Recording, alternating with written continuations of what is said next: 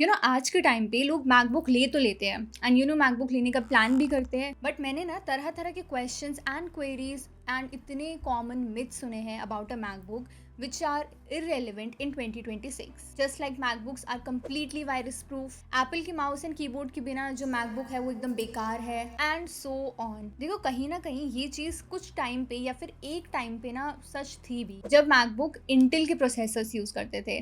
But जब से MacBook ने अपने खुद के सिलिकॉन चिप्स यूज करने स्टार्ट करे हैं, तब से ना ये सारी चीजें काफी हद तक चेंज हो चुकी है। जो कुछ साल पहले सच लगती थी वो आज के टाइम पे ना सिर्फ एक मिथ है एंड इन्हीं पुरानी चीजों को सुनकर के people end up buying a wrong laptop for themselves. तो आज इन्हीं कॉमन मिथ्स एंड क्वेश्चंस के ऊपर बात करेंगे जो कि लोगों को है about a MacBook. So video को स्टार्ट करते हैं बिना किसी देरी के, बट उससे पहले अगर आप हमारे चैनल पर न्यू हो तो याद से सब्सक्राइब जरूर कर लेना हमारे चैनल को, ताकि आपको ऐसे ही इन्फॉर्मेटिव वीडियोस हमेशा मिलती रहे। फर्स्ट एंड सबसे कॉमन मिथ ये, Macs are completely virus free. बहुत लोग ये कहते हैं कि एक मैकबुक ले लो एंड वायरस की टेंशन भूल जाओ, but reality is that MacBooks are secure but virus proof नहीं है। बेसिकली क्या होता था ना कि पुराने टाइम पे जो हैकर्स होते थे वो विंडोज यूजर्स को ज्यादा टारगेट करते थे, क्योंकि एक टाइम ऐसा था जब विंडोज की मार्केट बहुत ज्यादा थी, विंडोज के लैपटॉप ज्यादा बिकते थे एंड विंडोज यूजर ज्यादा हुआ करते थे, इसलिए मैक में कभी लोगों का ध्यान गया ही नहीं। विंडोज के कंपैरिजन में ना Mac OS deep system changes को बहुत ही आसानी से ब्लॉक कर देता है। सो मैकबुक सिक्योर जरूर है, उसमें सिक्योरिटी बहुत अच्छी है, but it is not virus proof. आज के टाइम पे मैक्स की इतनी ज्यादा डिमांड है एंड आज के टाइम पे जो मैक्स का शेयर है वो धीरे धीरे विंडोज से ज्यादा बढ़ते जा रहा है। तो स्पेसिफिक रैंसमवेयर,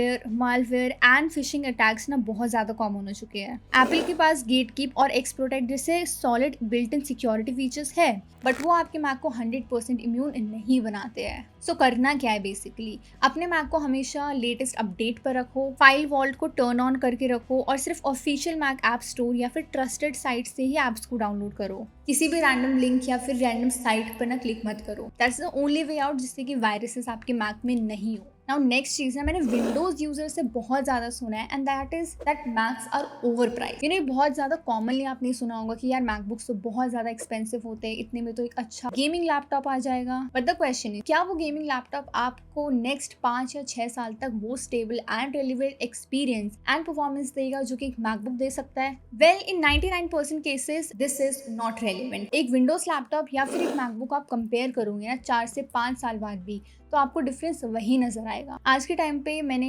इंटेल के मैकबुक्स भी यूज करे हुए हैं, वो भी इतने अच्छे चलते। आप एक 2 या 3 साल पुराना विंडोज लैपटॉप ले लो और इंटेल के 4-5 साल पुराना मैकबुक ले लो, आपको मैकबुक की परफॉर्मेंस ज्यादा बेटर फील होगी एक विंडोज लैपटॉप से। अगर आप बजट सेगमेंट में देखो, 40 से 50 हजार वाला सेगमेंट देखो, तो वहां पे आपको एक ठीक ठाक विंडोज लैपटॉप मिल जाता है जिसमें कि आप बेसिक वर्क बहुत इजीली कर सकते। बट विंडोज लैपटॉप के प्राइसेस भी आज के टाइम पे बहुत ज्यादा बढ़ रहे हैं एंड इतने में एप्पल ने भी अपना बजट सेगमेंट मैकबुक यानी कि मैकबुक न्यू लॉन्च कर दिया, which is priced at 50,000। And then we have Air series and Pro series. Plus Mac की जो रीसेल वैल्यू होती है ना, कहीं पे भी आप जाओगे वो विंडोज से हमेशा आपको ज्यादा ही मिलेगी। अगर आपको एक प्रीमियम लेवल वाला लैपटॉप लेना है विंडोज में, जैसे कि डेल XPS हो गया या फिर HP का हो गया, वो उतना ही प्राइस पड़ जाएगा जितने में कि आपको एक मैकबुक पड़ सकता है। सो आज के टाइम पे ये चीज भूल जाओ कि मैकबुक्स बहुत ज्यादा ओवर प्राइस्ड है, क्योंकि मैकबुक का जो प्रीमियम फील है, जो इसका एक्सपीरियंस है, everything is so much better.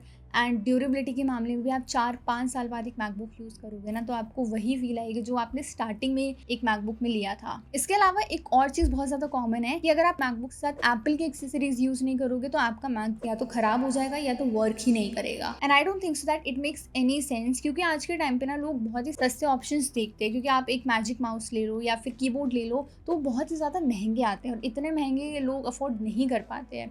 तो हम खुद अपने मैकबुक के साथ पोर्ट्रॉनिक्स का ये माउस यूज करते हैं जो कि 700-800 रुपए का था and still it works perfectly. Logitech हो गया, ESR हो गया, एसर के ब्रांड्स हो गए, डिफरेंट ब्रांड्स जो है ना वो मार्केट में अवेलेबल है, जिससे कि आप इनके एक्सेसरीज ले सकते हो एंड एप्पल के साथ वो बहुत ही इजीली इंटीग्रेट भी हो जाते हैं। तो ऐसा नहीं है कि आपको मैकबुक के साथ एप्पल की ही एक्सेसरीज चाहिए तो ही वो वर्क करेगा, ऐसा कुछ भी नहीं है। So this is just a myth. And अगर आप अपने लिए एक अच्छे कंपनी का माउस बाय करते हो या फिर कीबोर्ड बाय करते हो या एनी एक्सेसरीज, अगर आप स्टाइलस भी बाय करते हो ना अपने आईपैड के लिए, third party stylus, then also it is going to work perfect. Now next ना, एक काफी टाइम से बहुत ही पुरानी सोच चलते हुए आ रही है that MacBooks are not meant for business purpose. MacBook जो है वो सिर्फ फोटोग्राफर्स, डिजाइनर्स या फिर वीडियोग्राफर्स के लिए है। अगर आप सेल्स, फाइनेंस या कोर इंजीनियरिंग में हो तो आपको विंडोज ही लेना चाहिए, ऐसा लोगों का मानना है। ये बात पहले कहीं ना कहीं रेलिवेंट थी क्योंकि मैकबुक जो था वो इंटेल के चिप्स यूज करता था, बट जब से सिलिकॉन चिप आई है, जैसे मैंने स्टार्टिंग में बोला था, सिलिकॉन चिप के आने के बाद ना बहुत सारी चीजें चेंजेस हुई है। ये बात पहले थोड़ी सच थी क्योंकि ज्यादातर कॉर्पोरेट सॉफ्टवेयर ना सिर्फ विंडोज के लिए ही बने थे, बट डेवलपर्स ने अब जो माइक्रोसॉफ्ट 365 हो गया, जूम हो गया, सेल्स फोर्स हो गया, सारे जितने भी बड़े एंटरप्राइज मैनेजमेंट प्लेटफॉर्म्स है उनको मैक ओएस के लिए पूरी तरीके से ऑप्टिमाइज कर दिया है। एंड आज के टाइम पे आप जाओगे ना बड़ी बड़ी कंपनीज, इवन कोई सी भी कंपनी में जाओगे ना, कंपनीज ना अपने एम्प्लॉयज को मैक देना ही ज्यादा प्रेफर करती है क्योंकि इनकी सिक्योरिटी कॉस्ट भी कम होती है, आईटी सपोर्ट की जरूरत कम पड़ती है, और एप्पल सिलिकॉन चिप्स की वजह से ना इनकी प्रोडक्टिविटी बूस्ट होती है। एंड ऑल्सो एप्पल जो है मैकबुक जो है वो नेक्स्ट 5 से 6 साल तक तो बहुत ही ईजिली चल जाता है। वहीं विंडोज लैपटॉप में आप देख लो 2-3 साल में ही खराबियां नहीं स्टार्ट हो जाती है। तो इस वजह से आज के टाइम पे कंपनीज जो है वो अपने एम्प्लॉयज के लिए मैक्स लेना ही ज़्यादा प्रेफर करती है। अब नेक्स्ट चीज़ ना बहुत ही ज़्यादा कॉमन है जो कि हम लोग तो बहुत ही ज़्यादा करते हैं कि मैकबुक यूज़ करने के बाद बस उसे लिड बंद करके सो जाते हैं। एंड इसी के साथ जुड़ा है हमारा नेक्स्ट मिथ दैट कि मैकबुक्स को रीस्टार्ट करने की ज़रूरत ही नहीं पड़ती। एंड ऐसा बहुत से लोगों को लगता है, एंड मुझे भी एक टाइम पे यही लगता था कि मैकबुक को तो रीस्टार्ट करने की ज़रूरत ही नहीं पड़ती, बट मैकबुक स्टेबल ज़रूर है, बट उसे रीस्टार्ट करने की ज़रूरत तो पड़ती ही है। मैक्स का पावर मैनेजमेंट और स्टेबिलिटी इतनी कमाल की है कि आप महीनों तक भी इसे बिना शट डाउन या फिर रीस्टार्ट करे चला सकते हो, एंड ये लैग करे बिना भी चलता रहेगा। बट इसका मतलब ये नहीं है कि आप अपने मैकबुक को कभी रीस्टार्ट करोगे ही नहीं। जब आप लगातार मैकबुक यूज करते हो ना तो बैकग्राउंड में टेम्परेरी कैशे फाइल्स जो है और डिजिटल क्लटर जमा होने लगता है। तो इसके लिए ना हफ्ते में कम से कम एक बार तो अपने मैकबुक को रीस्टार्ट करो, जिससे कि आपकी रैम पूरी तरीके से क्लियर होती है, सिस्टम फाइल्स रिफ्रेश हो जाती है, और अगर कोई भी ऐप बैकग्राउंड में बैटरी ड्रेन कर रहा है आपको तो वो रीसेट हो जाता है। सो मैकबुक स्टेबल जरूर है बट रीस्टार्ट करना भी जरूरी है, तो हफ्ते में एक बार अपने मैकबुक को जरूर रीस्टार्ट करो। Now next thing is very debatable, क्या मैकबुक्स में गेमिंग हो सकती है? एंड इस क्वेश्चन के आंसर के लिए ना you have to wait a little bit, क्योंकि हम ना इस पर फुल डेडिकेटेड वीडियो बना रहे हैं कि एक्चुअली मैकबुक में गेमिंग हो सकती है, टेस्ट करके देखेंगे and everything that you need to know कि क्या एक्चुअली में मैकबुक में गेमिंग हो सकती है। एंड ये चीज़ ना बहुत ज़्यादा कॉमनली बोली जाती है कि मैकबुक्स में तो गेमिंग हो ही नहीं सकती है एंड एवरीथिंग। सो इसके लिए हमने सोचा कि क्यों ना इसको टेस्ट किया जाए एंड इस पर डेडिकेटेड वीडियो बनाया जाए। तो you have to wait for some time कि आपको इस क्वेश्चन का आंसर मिल जाए। बाकी चलते हैं हम अपने नेक्स्ट मिथ पे। नेक्स्ट इज कि अगर आप ऐप को बार बार फोर्स क्विट करते हो तो उससे बैटरी सेव होती है।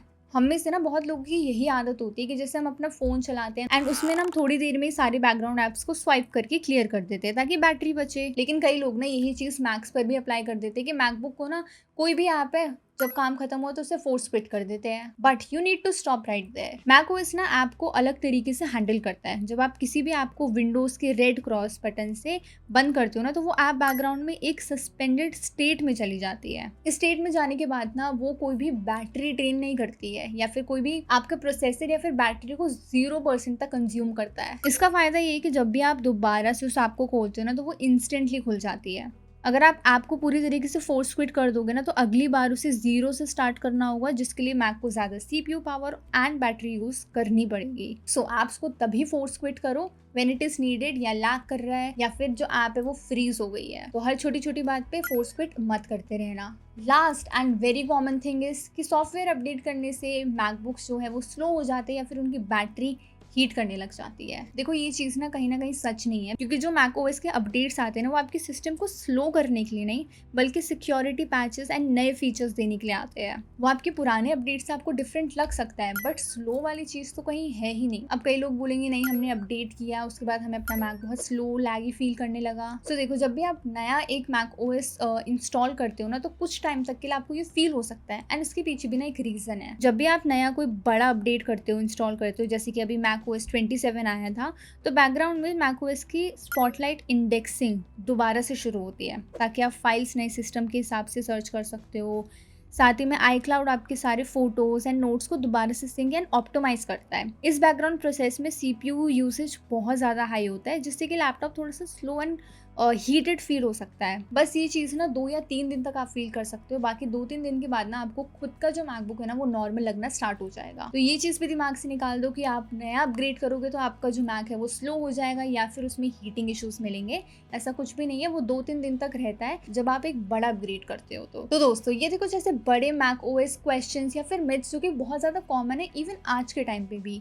बट अगर आपको लगता है कि मैंने कुछ चीज़ें मिस कर दी है या फिर आपको कुछ चीज़ें जाननी है about a MacBook, then comment में ज़रूर बताना। हम जल्दी से जल्दी रिप्लाई करने का ट्राई करेंगे। एंड उम्मीद है कि वीडियो के एंड तक आपने बहुत कुछ नया सीखा होगा या फिर आपको बहुत कुछ नया जानने को मिला होगा। तो अगर आपको वीडियो इन्फॉर्मेटिव लगी हो तो लाइक ज़रूर करना वीडियो को एंड हमारे चैनल को सब्सक्राइब कर देना ऐसी और टेक इन्फॉर्मेटिव वीडियोज़ के लिए। मिलते हैं हम नेक्स्ट वीडियो में।